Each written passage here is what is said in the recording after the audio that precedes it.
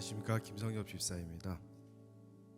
먼저 영광교회 선교팀원으로서 25년 헝가리 단기 선교의 기회와 상황을 허락하신 하나님께 감사와 찬양을 올려드립니다. 이번 헝가리 단기 선교는 처음, 최장, 최대, 최다라는 수식어가 먼저 따라붙었습니다. 영광교회가 처음 해보는 문화전도 선교이고 5개월 이상 최장 기간 준비하였고 9박 10일간의 최장 기간의 스케줄이었습니다. 그리고 선교사님 포함 20명의 최대 인원이 헝가리, 오스트리아, 체코 3개국을 돌고 온 역대급 단기 선교였습니다. 그러기에 하나님이 주신 은혜의 분량으로도 최다가 아니었을까라는 생각이 듭니다.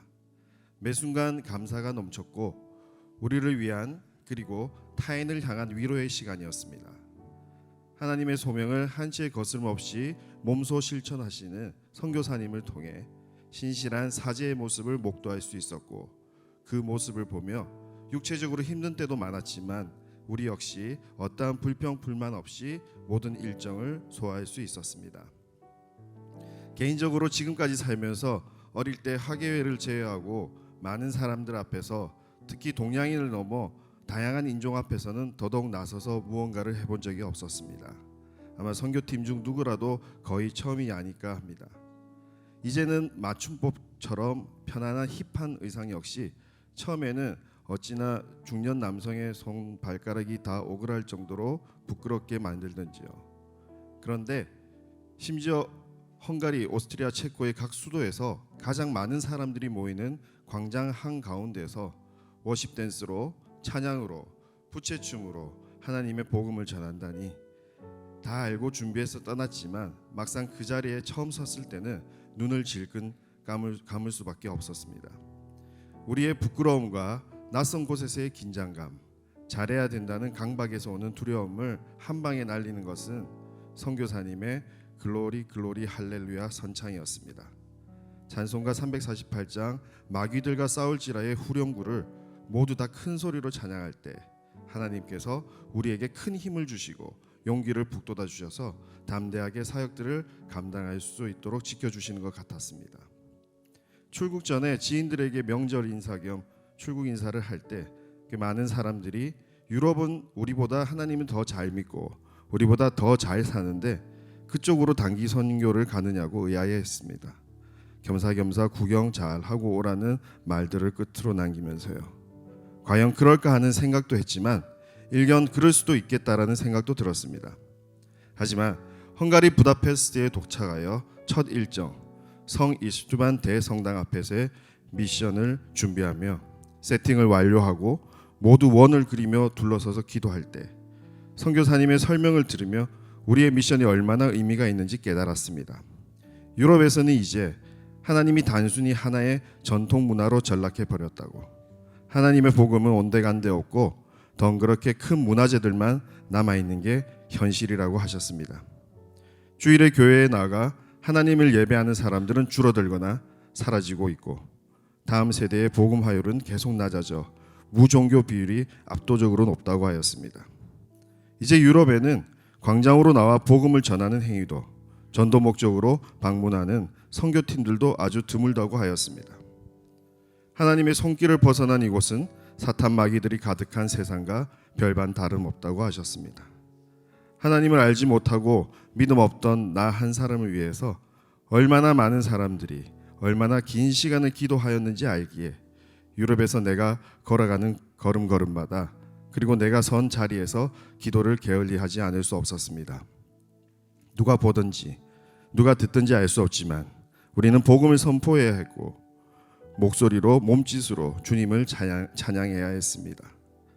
계란으로 바위치기라고 할 수 있지만 그래도 계란으로 바위를 쳤을 때 흔적이 남는다고, 예수님의 핏부림의 흔적이 남는다는 말씀에 큰 울림이 있었습니다. 이번 단기 선교 기간 동안 가장 크게 주신 하나님의 감동은 하나님의 때를 기다려야 한다는 것이었습니다. 지난 8월에 몽골 단기 선교를 통해 하나님의 계획과 예비하심, 여호와 일에 일하시는 하나님을 통해 큰 위로와 회복을 직접 눈으로 목격하며 너무 큰 은혜를 받았습니다. 사실 처음에는 몽골에서 받은 은혜와 감동으로 인해 그것이 되려 하나님이 사라진 유럽 땅이 가난하고 소외된 자들에게 너무 박절해 보이는 냉정함이 소망이 없어 보이는 헝가리 지역의 집시와 노숙자들을 바라보는데 불편한 마음이 들었습니다. 계란으로 바위치기라도 계속 해야 한다는 것이 옳다고 생각을 하면서도 처음부터 쉽게 마음이 열리지 않았습니다. 전도 가능성에 대한 의심도 없지 않았습니다. 막연히 기다림에 대한 한계와 초조함도 있었습니다. 하지만 점차 선교팀과 함께 나눔을 하며 또 하나님과 끊임없이 대화를 하며 그리고 미션 현장에서의 만남들을 통해 하나님께서 주시는 간단하고 명료한 메시지를 받았습니다. 하나님의 일하시면 결코 실수가 없으실 것이며 하나님이 원하시는 때에 그때에 행하여 주실 것이니 의심하지 말고 복음을 전하는데 게을리하지 말라고 하시는 듯 했습니다. 다시 한번 나 한 사람의 믿음을 위해 죄 많은 내가 구원받을 수 있도록 얼마나 많은 사람들이 얼마나 긴 시간을 하나님의 때를 기다리며 기도했는지 떠올렸습니다. 이번 선교 일정 가운데 헝가리 케젤렘 교회 입당 예배를 드렸습니다. 이 예배를 드리는데 4년의 시간이 걸렸다고 합니다. 케젤렘 교회가 건축되고도 신성학 선교사님은 하나님이 세우시고 지으신 이 교회의 입당 예배의 때를 계속 기다리셨다고 합니다.